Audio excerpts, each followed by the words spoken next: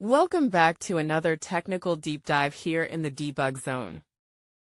Today, we're tackling a big question and breaking it down with insights from other users. Hopefully this clears up some misconceptions and helps you get the answer you need.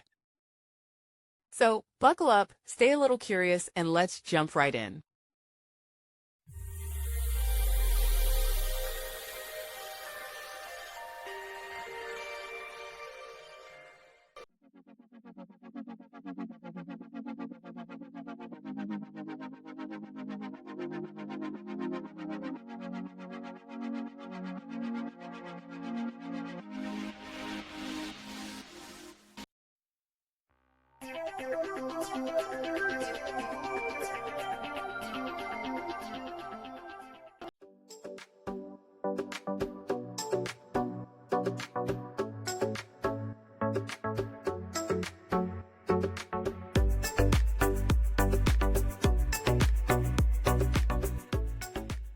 And that's a wrap. I hope you found the answer you were looking for. If you did, take a second to hit that subscribe button. It really helps out.